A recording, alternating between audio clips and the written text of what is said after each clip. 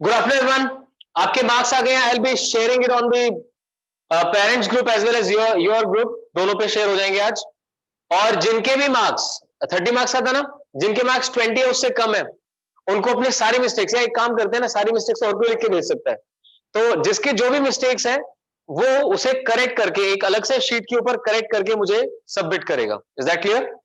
अब ये तो आप देख के करेंगे, क्यों, है ना? I was just giving an example. There must be some of the students जिन्होंने खूब मौज करी है लॉकडाउन के ड्यूरिंग, जब भी टेस्ट आता था तो फटाफट कॉपी खोली, अरे ये देखा वो देखा, वहां से कंप्लीट कर लिया।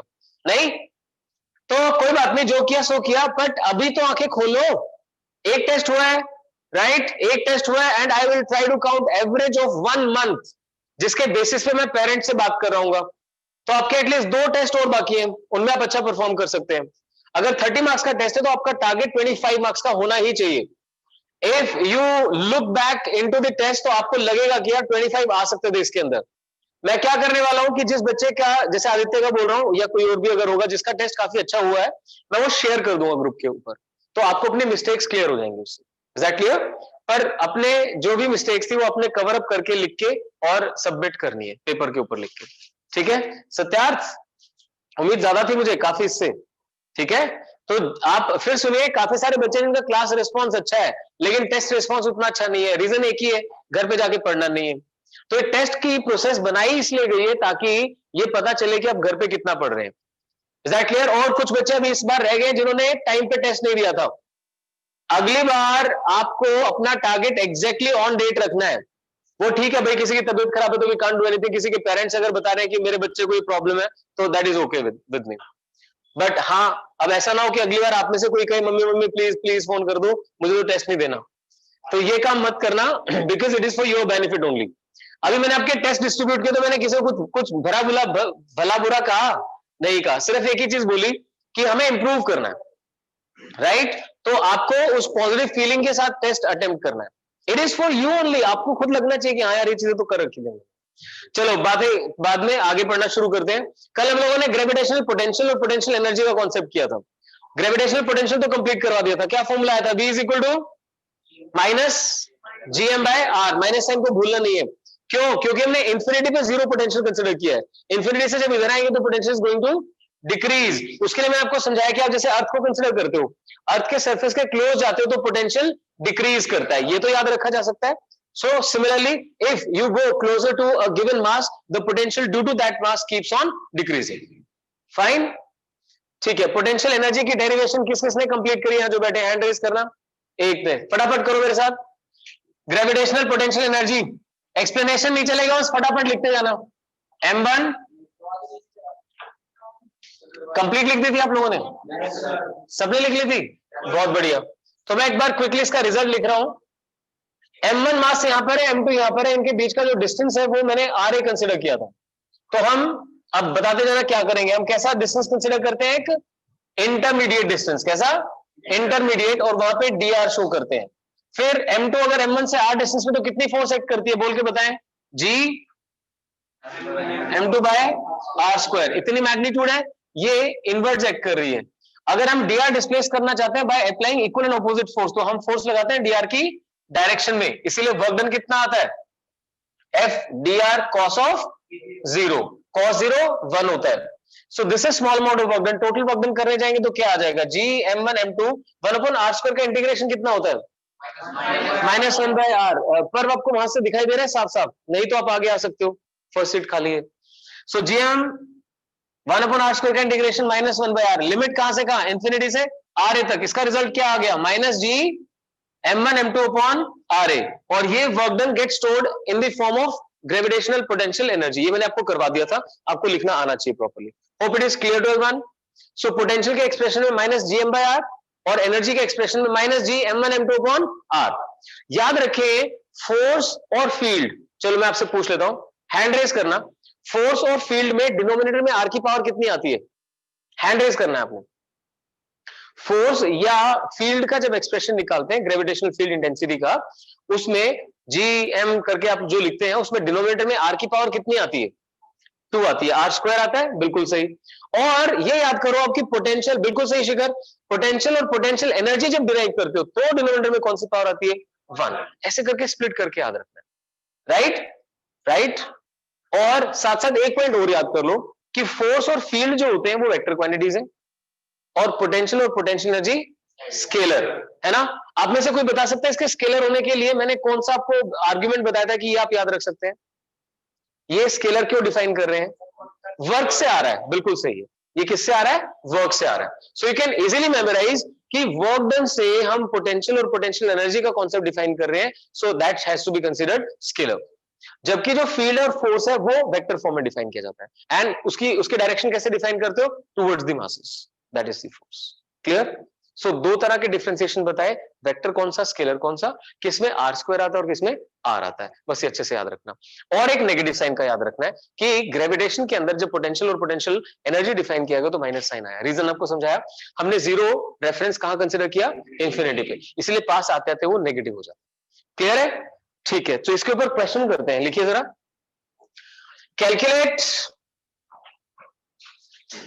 Calculate gravitational potential energy, calculate gravitational potential energy of a system of two masses. Gravitational potential energy of a system of two masses. masses रख लेते हैं भैया 2 kilogram and 6 kilogram, separated through a distance of 10 centimetre. बताइए solve करके answer. There are two masses, 2 kilogram and 6 kilogram. They are separated by 10 centimeter. What is the gravitational potential energy? Come on, quick. ठीक है, एकदम से solve होना शुरू हो जाए। वंशज फॉर्मूला क्या यूज करना है? U is equal to G M1 M2 by R। Excellent, करो फटाफट लिख के, जल्दी कीजिए। देखते हैं जी की वैल्यू कितनी डाली? 6.67 इंटू 10⁻11। भाई साहब जागो, मोहन प्यारे, डिवाइडेड बाय, देखिए ध्यान से, G is 6.67 10⁻11 multiplied by 2 multiplied by 6 upon distance 10 centimetre है तो 10/100 तो ये ऊपर आ गया, यहां से एक जीरो गई। 6 2 जा 12 का टेबल आता है, 12 7 जा 84, 12 6 जा 72, 72 से 8 आ गया, फिर 72 प्लस 8 फिर कितना हो गया? 80, राइट। तो अब देखें 2 डेसिमल प्लेसेस हैं, ये आंसर आ गया, into 10 raise to the power -11। अच्छा यूनिट क्या आती है? जूल। क्या? सॉरी, माइनस साइन, एग्जैक्टली, ठीक है अर्पित। इतने जूल हमने एनर्जी फाइंड आउट करी है, एनर्जी जूल में मेजर होगी। केजी, केजी तो हो गया ना, ये दोनों केजी थे, इसको छोड़ दे, इधर क्या निकाल रहा है? एनर्जी। एनर्जी की यूनिट क्या होती है? जूल, बस उससे सोच के लिखो सीधे सीधे। ऐसा ही मैं कन्वर्ट करके आपने सॉल्व किया तो आंसर जूल में आ गया। सो you can write 8.004 into 10 power -10, 8.004 into 10 power -10 इतने joule, that will be the answer. I hope आपको क्लियर हुआ कि सिंपल न्यूमेरिकल कैसे सॉल्व करना है इसका। डन है? चलिए आगे देखते हैं। I'll try to concentrate on the part जो स्कूल एग्जाम के लिए ही जरूरी है, ठीक है, अननेसेसरी एक्स्ट्रा ना किया जाए। अब ध्यान से देखना जरा, पोटेंशियल और पोटेंशियल एनर्जी में एक मास का ही डिफरेंस है ना।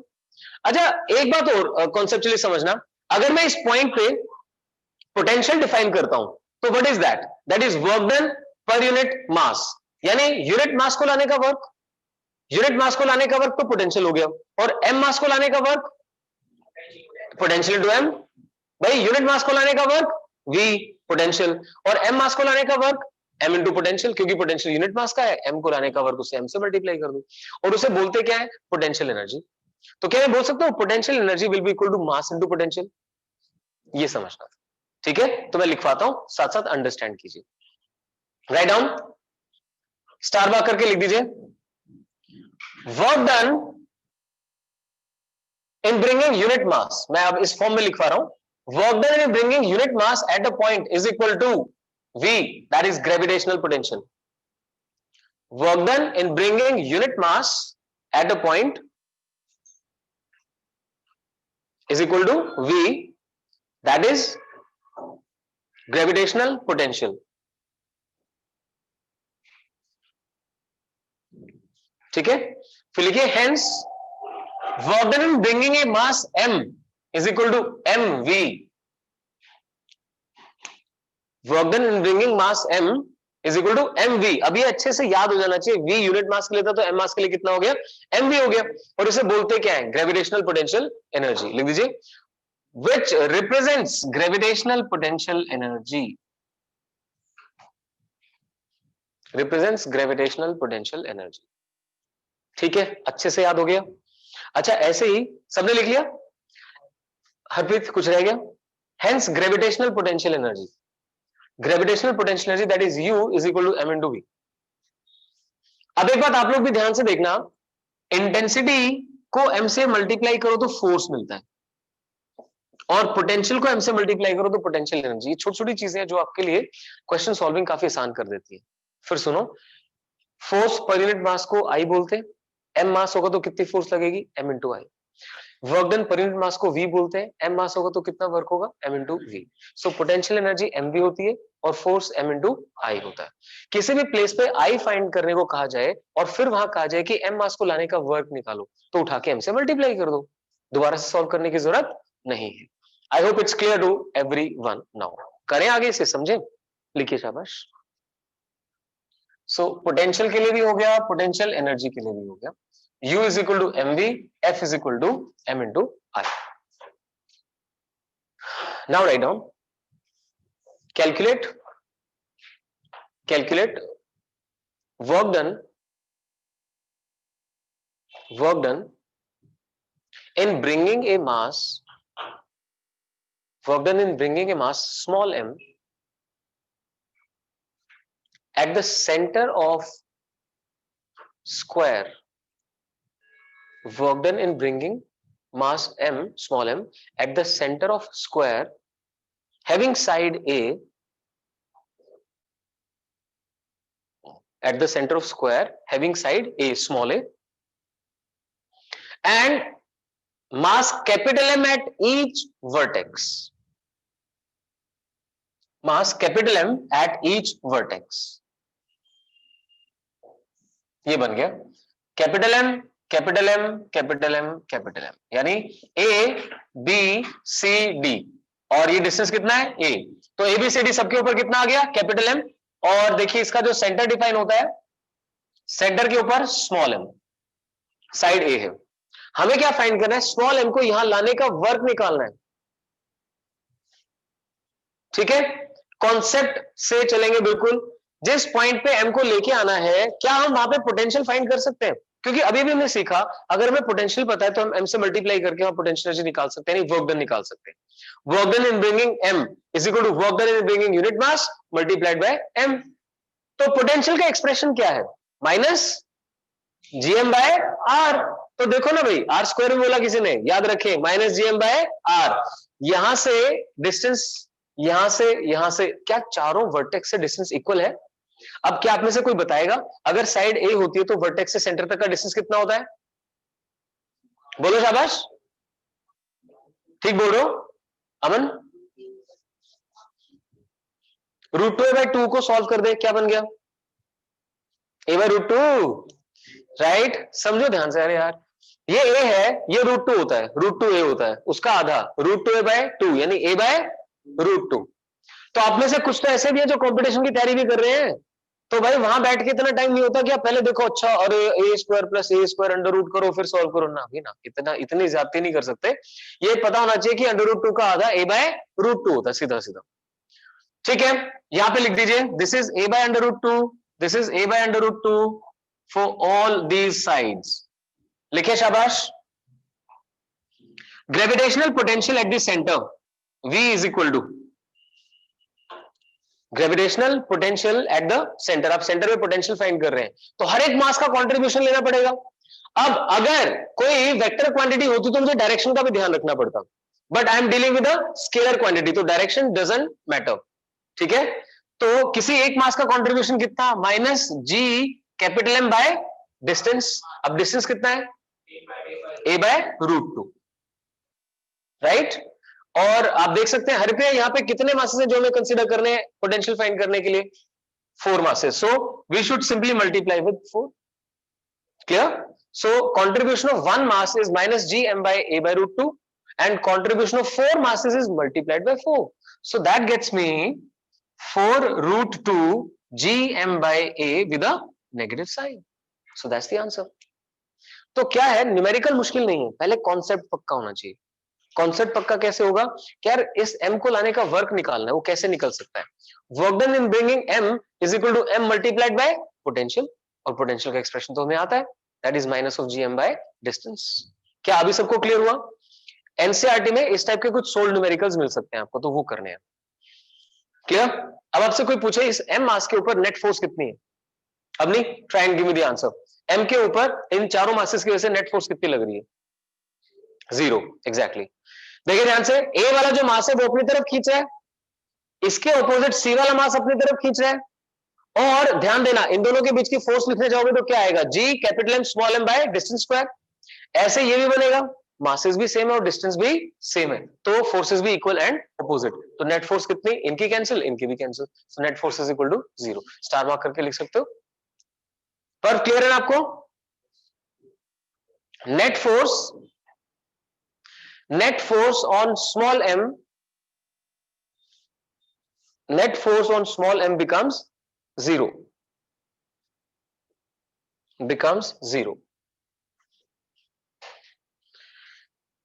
ठीक है।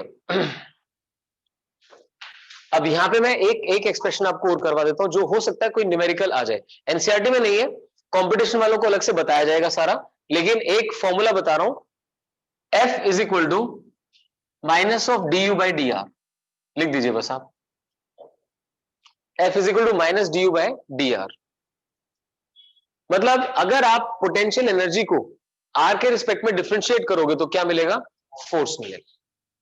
पोटेंशियल एनर्जी को डिफरेंशिएट करके डिस्टेंस के रिस्पेक्ट में क्या मिलने वाला है? फोर्स मिलने वाला है।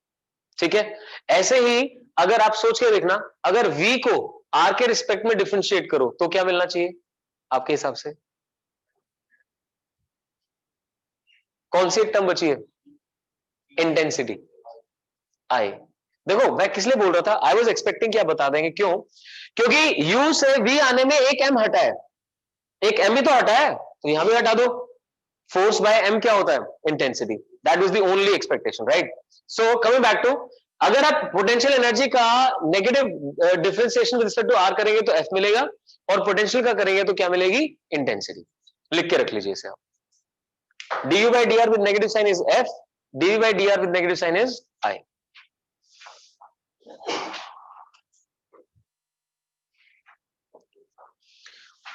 ठीक है। नेक्स्ट इसमें एक पॉइंट स्टार मार्क करके लिखिए,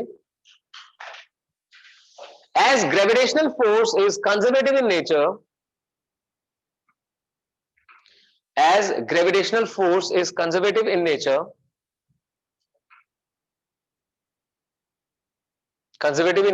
comma, work done by it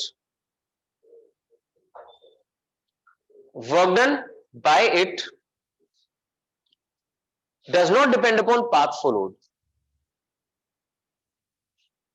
Work done by it does not depend upon path followed. क्या पाथ फॉलो किया जा रहा है उसके ऊपर डिपेंड नहीं करता। उसका मतलब मैं आपको समझा देता हूं। सपोज करो एक क्वेश्चन ऐसे आता है, यहां पर एक मास रखा हुआ है 2 किलोग्राम, मतलब ये मैं चीजें आपको कॉन्सेप्चुअली इसलिए बता रहा हूं, जो 1 मार्क क्वेश्चंस आने हैं उनमें इस तरह के क्वेश्चंस पूछे जा सकते हैं आपसे ऑब्जेक्टिव क्वेश्चंस के अंदर। 2 किलोग्राम मास यहां पे रखा हुआ है, और यहां से सपोज कीजिए ये 4 सेंटीमीटर डिस्टेंस है, जहां पे एक 5 किलोग्राम मास रखा हुआ है ए पॉइंट के ऊपर। यहां से कह रहे हैं कि बी के ऊपर, बी इज से at a distance of 3 centimetre, आपको ये वाला मास लेके जाना है, पर वाया ए पॉइंट सी लेके जाना है। सी के कोऑर्डिनेट्स क्या है? सपोज करो 4 था, ये 3 था, 4,5 इतने सेंटीमीटर। ये कहते हैं पहले ए से सी लेके जाओ, फिर सी से बी लेके जाओ। तो इस बात से कोई फर्क नहीं पड़ता कि कहां से लेके जा रहे हैं, जब वर्क डन निकालेंगे तो सीधा ए और बी ही यूज होंगे। वो आपको क्लियर करके दिखाता हूं। आपने इंफिनिटी से ए पॉइंट तक लाने का वर्क डन निकाला, तो उसमें क्या मिल रहा था, -G(m1m2) इंटू 1/r माइनस 1/इंफिनिटी। Go back to the derivation, फटाफट जाइए जहां पे आपने पोटेंशियल की डेरिवेशन करी थी, जहां पोटेंशियल की डेरिवेशन करी थी वहां वर्क डन के सामने क्या था, -G(m1m2) इंटू 1/r(a) माइनस 1/इंफिनिटी था। Are you getting that? अगर मैं इंफिनिटी की बजाय बी से लेके आता, यहां पे ए से बी लेके जाना ना, ए से बी लेके जाता तो R B minus R A होता। इसे अच्छे से चेक कर लो, आप इंफिनिटी से ए लेकर आए थे तो फाइनल 1/r(a) माइनस इनिशियल था 1/इंफिनिटी। अभी मैं ए से बी लेके जा रहा हूं तो 1/rb माइनस 1/r(a) आएगा रिजल्ट में, डेरिवेशन दोबारा नहीं करना चाहता, सीधा इससे क्लियर करूंगा। अब ये माइनस साइन कंज्यूम कर ले तो कितना हो जाएगा, G(m1m2) into 1/r(a) minus 1/rb। समझ रहे? This becomes the work done. Work done is equal to minus हटा दिया एक बार, G(m1m2) 1/r(a) माइनस 1/rb। आप देख सकते हैं आपका आंसर सिर्फ RA और RB पे डिपेंड करेगा। आप C से होके आए, D से होके आए, कहीं से भी होके आए, उसका फर्क नहीं पड़ता। सीधा सीधा ये वाली बात समझ लो। तो लिख दीजिए, work done in taking from A to B, work done in taking from A to B is equal to this, is equal to this.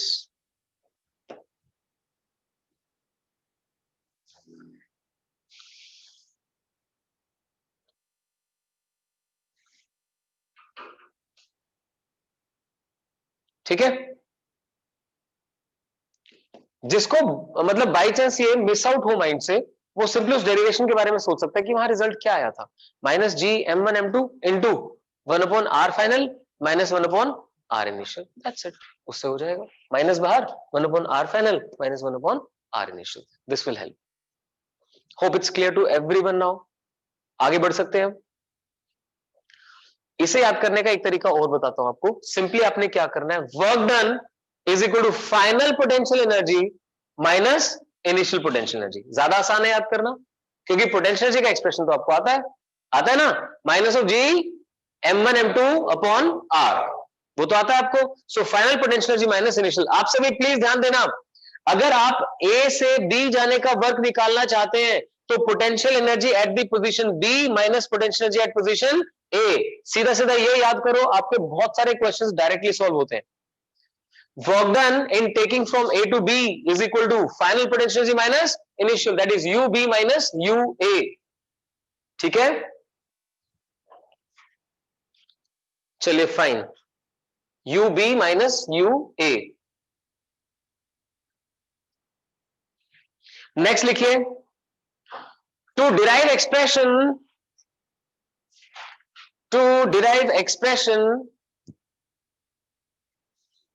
for work done in taking a mass small m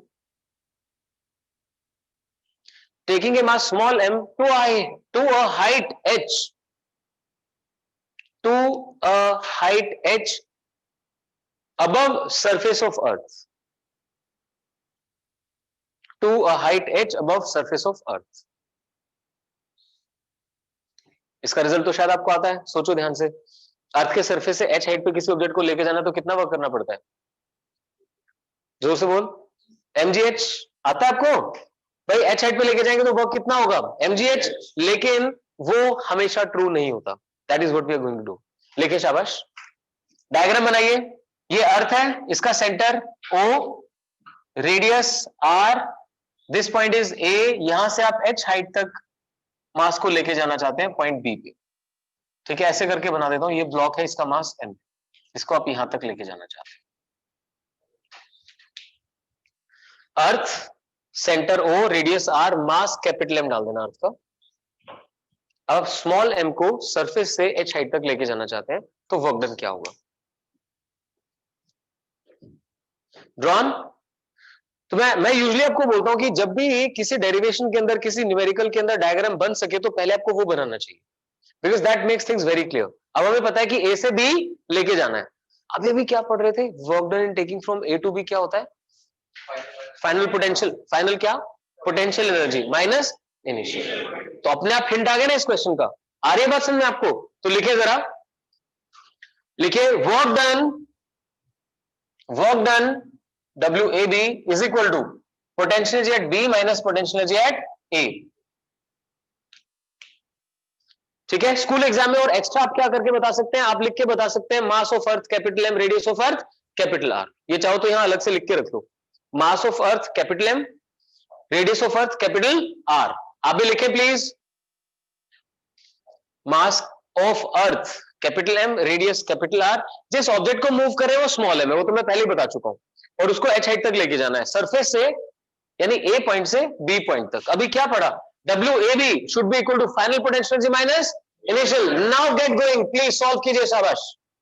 potential energy का expression minus of, Preeti बोल के बताना जरा, potential energy का expression minus of G M1 M2, तो small m into capital M. देख ध्यान से, स्मॉल m को मूव करे तो M1 बन गया, एक मास फिक्स है वो कैपिटल M आ गया। ठीक है, कोशिश क्या करो बोलने की, तो minus of G MM upon, देखो फाइनल पहले आएगा ना, फाइनल कितना डिस्टेंस है, हाँ तो R प्लस H, क्लियर, शाबाश। So minus of G MM by R plus H, this minus, अब UA चाहिए मुझे, UA लिखेंगे तो बता सकते हैं सक्षम, फॉर्मूला याद किया तूने, वो ठीक है, UB माइनस U हो गया, बट U का फॉर्मूला क्या है, minus G M1 M2 upon R, potential energy का, right. So minus of G small m capital M upon R, that's the final initial one. So please pay attention, मतलब derivation घर पे दोबारा से शुरू करना बड़ी आफत की चीज है यार, यही करके जाओ ना, क्यों नहीं करते हो। आपको जब ये याद हो गया WAB is equal to UB minus UA, और अलग से पता है कि पोटेंशियल एक्सप्रेशन क्या है, minus of G M1 M2 upon R, तो उठा के पुट करो, final minus initial, final distance कितना है R प्लस H, और इनिशियल कितना था R, so R plus H and R, that's it.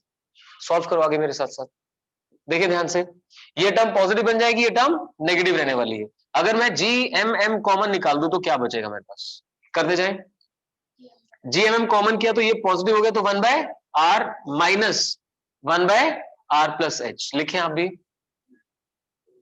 This is positive, this is negative ना, so positive is 1 by R, negative is R plus H। ठीक है, LCM consider कर लो, that's equal to GMM। I hope आप लोग भी follow कर रहे हैं, किसी को कोई प्रॉब्लम आए तो काइंडली आस्क। GMM, अब R और R प्लस H का एलसीएम बना दिया, R plus H minus R upon R into R plus H। देखिए R plus H minus R upon this, R gets cancelled, so that gets me GMM into H upon, अब upon को ध्यान से देखना, ये जो एक R तो ऑलरेडी बाहर है, R प्लस H में से भी एक R कॉमन निकालना है, तो ये बन जाएगा R स्क्वायर, लेकिन अंदर क्या बचेगा 1 प्लस H बाय R। ऐसे करना है, पे अटेंशन। अगर आप यहां से R कॉमन निकालते हैं तो यहां पे तो 1 बन गया, यहां पे सपोज आपने R से मल्टीप्लाई और डिवाइड किया हो, तो मल्टीप्लाई वाला बाहर चला गया, डिवाइड वाला यहीं पे रह गया। क्यों पर क्लियर हो रहा है, जैसे भाई अरे 2 प्लस 3 में से मुझे 2 कॉमन निकालना, तो क्या आएगा 1 प्लस 3 बाय 2 नहीं आएगा, 2 कॉमन निकालना तो आते हैं सारी चीजें, तो भाई यहां भी करो ना, फिर R कॉमन निकाला तो कितना आ जाएगा 1 प्लस H बाय R आ जाएगा, सो R स्क्वायर हो गया, so GMM into H upon R square into 1 plus H by R। अब बताओ जरा GM बाय R स्क्वायर क्या होता है, capital G capital M by R square क्या होता है, acceleration due to gravity. Capital G capital M, earth के सरफेस पे G की वैल्यू क्या होती है, small g, GM by R square, बिल्कुल सही गोविंदा। तो लिखिए जरा, लिखे यहां पे, शाबाश। So this work done WAB becomes equal to, look at it carefully, GM by R square को मैं इकट्ठे कर देता हूं, साथ में M है H है upon 1 plus H by R। So dear GM by R square को स्मॉल g लिखा जा सकता है, so WAB becomes equal to MGH upon 1 plus H by R। See the change in the expression, हम जो MGH use करते हैं that is valid only for small heights, but the exact expression is MGH upon 1 plus H by R. Now you can understand the importance. See, किसी भी derivation में आपके लिए driving factor होता है, कोई चीज उसमें आपको अच्छी लगती है, इनिशियल कॉन्सेप्ट या फाइनल रिजल्ट, तो आई होप ये फाइनल रिजल्ट आपके लिए एक नया डिफरेंट रिजल्ट है कि एमजीएच पढ़ते थे पर आंसर क्या आया, MGH upon 1 plus H by R. So MGH upon 1 plus H by R कैसे आया देखते हैं। वर्क डन, जैसे आपने बताया, work done is final potential energy minus initial potential energy का एक्सप्रेशन क्या है, minus G M M by R, square तो नहीं ना, शाबाश। सो फाइनल में आर प्लस एच जा रहा है, इनिशियल में आर जा रहा है। सॉल्व करते गए, एलसीएम कंसीडर किया। फिर ये एक स्टेप ध्यान रखना है कि यार स्मॉल जी लेके आना है, कहां से लेके आए, स्मॉल जी के लिए R square, G M by R square required है, समझ लो। सो कैसे पता चला कि मैं ये करूंगा, मुझे पता था फाइनल आंसर में जी आता है, वो जी लाने के लिए आपको आर स्क्वायर चाहिए था डिनोमिनेटर में। So get R out of this, so 1 plus H by R, this gets you M G H by 1 plus H by R. अब तो याद हो गया होगा अच्छे से, इतनी बार बोल दिया। तो अब डिफरेंस देखो, आंसर का डिफरेंस देखो, लिखिए जरा एक क्वेश्चन लिखिए, शाबाश। Calculate work done, calculate work done in taking mass m from surface of earth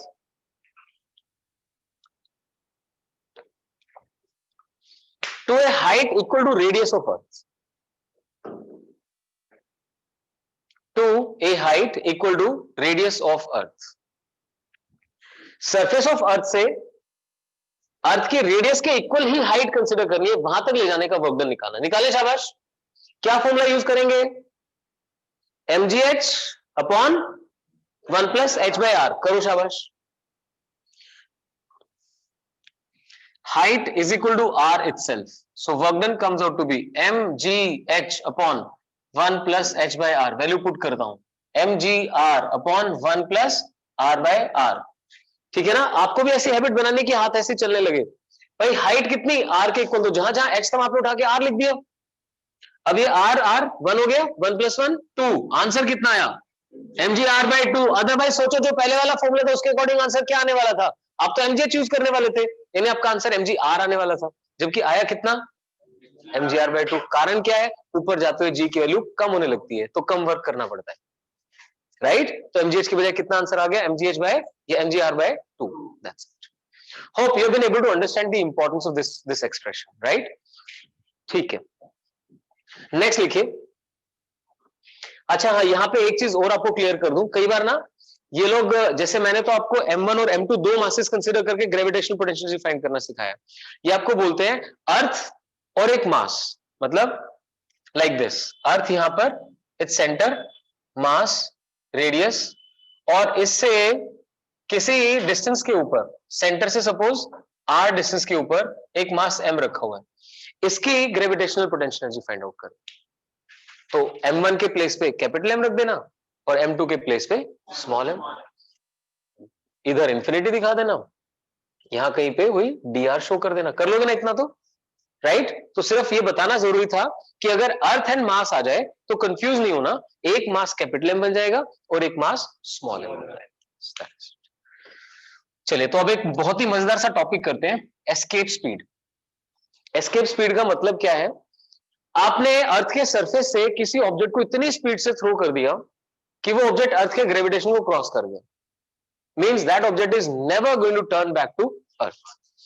और ऐसा कहा जाता है कि महाभारत में भीम गुस्से में आके उसने एक हाथी फेंक दिया था, वो हाथी कभी वापस नहीं आया, ऐसा कहा जाता है, मतलब। ठीक है, तो आपको क्या लगता है, हाथी फेंकना ज्यादा मुश्किल था या एक क्रिकेट बैट फेंकना ज्यादा मुश्किल है? हाथी मतलब भारी तो हाथी है ना, हाँ। ओ, ये बात भी सही है, हमारे लिए मुश्किल है, इन बनावटी कहानियों के लिए कुछ मुश्किल नहीं है, राइट। मैं शपथ लेकर कहता हूं कि मैं किसी का दिल नहीं दुखाना चाहता। चलो आगे चलते हैं, चलिए आगे। ये एक ऐसा डिस्कशन है जिसमें ना फिर पूरी क्लास निकल सकती है और निकलेगा कुछ भी नहीं, ठीक है। जिसको जो समझ आता है वो समझ सकता है। ये आपके इंफॉर्मेशन के लिए हो सकता है जो बहुत ज्यादा विश्वास करते हैं, और आपकी अंडरस्टैंडिंग के लिए एक एग्जाम्पल हो सकता है कि अच्छा वो क्या एग्जाम्पल दिया था कि हाथी को फेंक दिया था, वो कौन सी स्पीड थी, एस्केप स्पीड। और थोड़ा सा वैलिड लॉजिकल एग्जाम्पल और दे देता हूं, अगर हम अर्थ से सराउंडिंग में देखते हैं तो स्काई कैसा दिखाई देता है? ब्लूइश दिखाई देता है। लेकिन अगर मून से देखा जाए तो कैसा दिखाई देगा? हाँ, तो अभी सामने से एक बच्चा पता क्या बोल रहा है, सर मैंने तो देखा नहीं, है ना? क्यों वंशज? मजाक कर रहा हूं।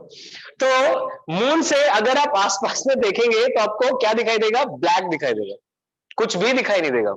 तो आप में से कोई मुझे ये बता सकता है कि हमें जो स्काई का ब्लू कलर दिखाई देता है, what is the reason behind that? Why are we able to see the blue sky? क्योंकि स्कैटरिंग, बिल्कुल सही है धनंजय, बहुत फ्लाइट की वजह से ऐसा होता है। नहीं वृंदा, डिस्पर्शन नहीं है, डिस्पर्शन में तो आपको बहुत सारे अलग अलग कलर्स दिखाई देते हैं। अभी तो व्हाइट की बात हो रही है ना, तो व्हाइट लाइट जब आती है तो व्हाइट लाइट जब आती है तो स्कैटर कर जाती है, और स्कैटरिंग में क्या होता है, जो ब्लू कलर है वो सबसे ज्यादा स्कैटर करता है, इसीलिए वो आपको दिखाई देता है। प्लस 2 में पढ़ेंगे हम लोग, तो अभी उस पर टाइम ना लगाया जाए। सो स्काई ब्लू दिखाई दे रहा है क्योंकि यहाँ पार्टिकल्स हैं जिनके थ्रू स्कैटरिंग होती है। मून के ऊपर एस्केप स्पीड इतनी कम है और टेम्परेचर इतना ज्यादा है कि वो आसानी से मिल जाती है पार्टिकल्स को, और पार्टिकल्स वहां से निकल लेते हैं। जब पार्टिकल्स वहां है ही नहीं तो स्कैटरिंग कैसे होगी? आ रही बात समझ में? तो ये तो लॉजिकल एग्जांपल था कि अगर कोई एस्केप स्पीड की बात करता है तो मून के अराउंड पार्टिकल्स प्रेजेंट नहीं है। क्यों प्रेजेंट नहीं है? क्योंकि वहां पर एस्केप स्पीड कम है और टेम्परेचर ज्यादा है। So let us move forward. Earth के ऊपर एस्केप स्पीड निकालते हैं, जरा कितनी आएगी, लिखे शाबाश।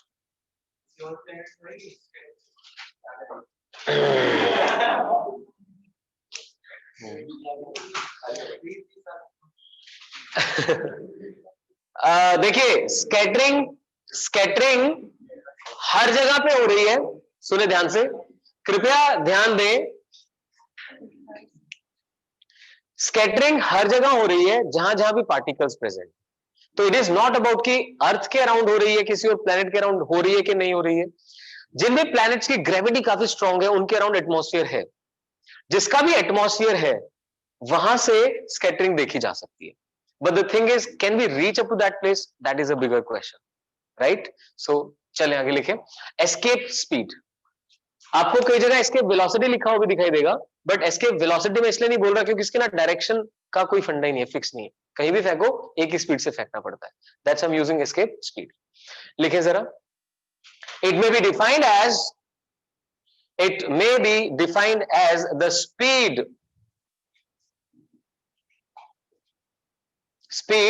provided to an object, speed provided to an object such that it escapes the gravitational field region of a planet, gravitational field region of a planet. ठीक है, स्पेसिफिकली अर्थ की बात करोगे तो प्लैनेट के ब्रैकेट में अर्थ लिख दो ताकि टीचर को बुरा ना लगे इसने प्लैनेट क्यों लिख दिया, ब्रैकेट में अर्थ लिख दो। सो अर्थ के सरफेस से अगर आप डिफाइन करना चाहते हैं तो it is the minimum speed. मैंने क्या लिखा है आपको? It may be defined as the speed के साथ मिनिमम भी लिख दो, क्योंकि ज्यादा स्पीड प्रोवाइड करोगे तब भी तो एस्केप हो जाएगा ना। So it may be defined as the minimum speed with which an object when projected और thrown goes out of the gravitational field region of the planet, और ब्रैकेट में डाल दिया हमने अर्थ, दैट इज इट। ठीक है, लिखिए जरा। अर्थ का सरफेस ये यहां पे, और इधर हो गया इंफिनिटी। हम एक ऑब्जेक्ट को जिसका कि मास स्मॉल एम है, ध्यान दें, अर्थ का centre O, mass capital M, radius R, लिखते जाओ ना, तुम वेट किसकी कर रहे हो? Do not weight. अर्थ का centre O, mass M, radius R, earth के सरफेस पे एक मास है, इसे मैं कितनी स्पीड प्रोवाइड कर दूं कि ये इंफिनिटी पे पहुंच जाए? तो सीधी सी बात है यार, मुझे उतनी काइनेटिक एनर्जी देनी पड़ेगी। सुनो, किसी भी चीज को एक प्लेस से दूसरे प्लेस पे पहुंचाने के लिए आप क्या करते हो? उसे थ्रो करते हैं। थ्रो करने का मतलब स्पीड, स्पीड का मतलब काइनेटिक एनर्जी। उसे इतनी काइनेटिक एनर्जी देनी है जो उस वर्क के इक्वल हो, जो वर्क यहां से लेके इंफिनिटी ले जाने के लिए करना पड़ता है। तो लिखें concept. Concept we need to provide kinetic energy. We need to provide kinetic energy equal to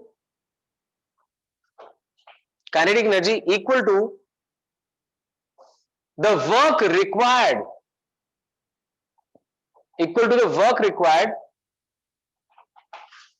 to take the given mass from surface of earth to infinity. Given mass from surface of earth to infinity.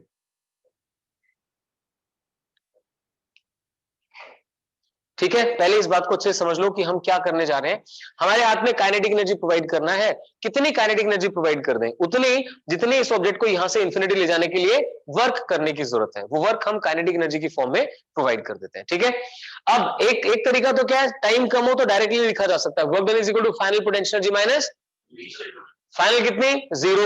Initial यहां देखना ध्यान से, क्रिश आप बताएंगे ये distance कितना है, are, M मास है, ये कैपिटल एम मास है, तो यहां पे पोटेंशियल एनर्जी कितनी, minus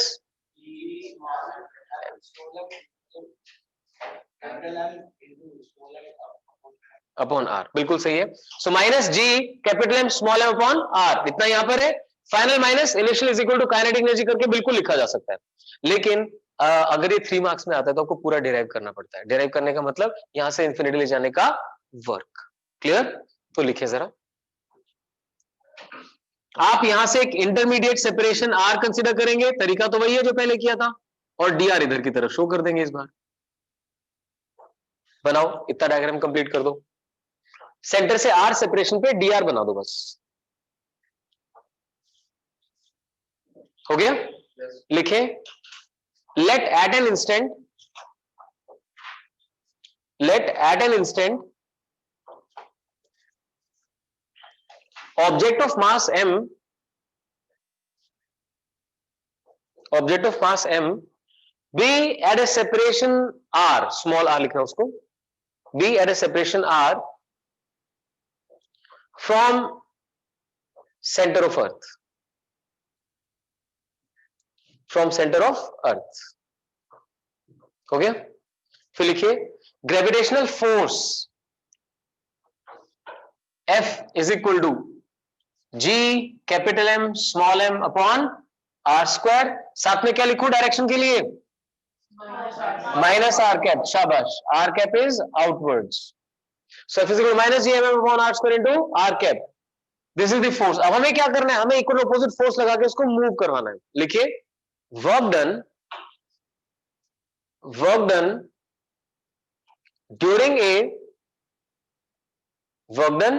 a very small displacement dr, work done during a very small displacement dr by applying equal and opposite force,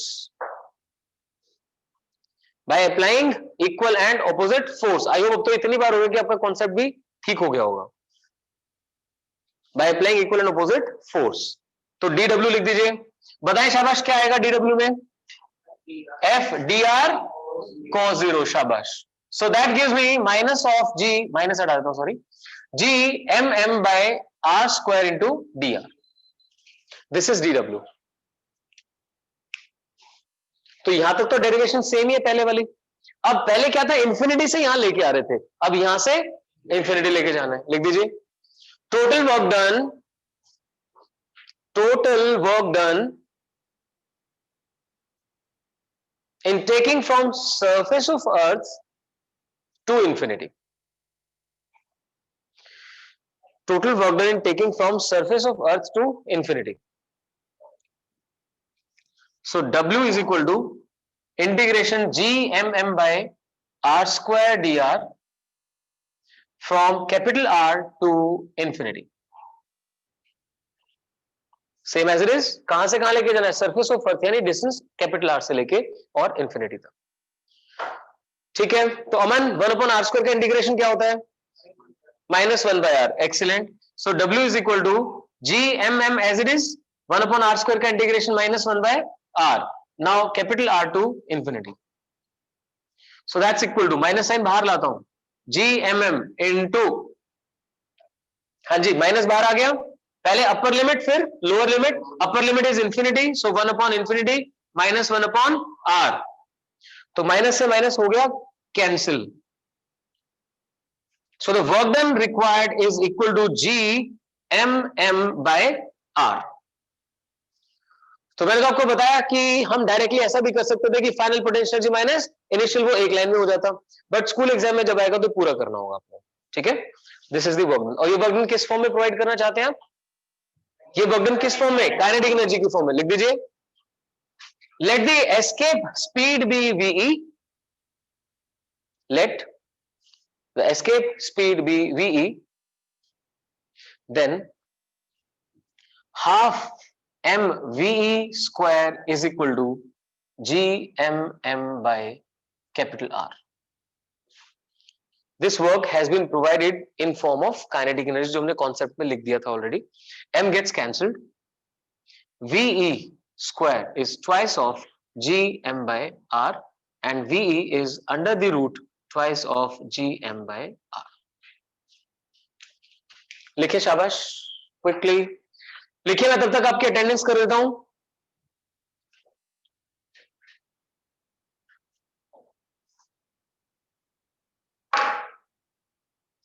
complete करें.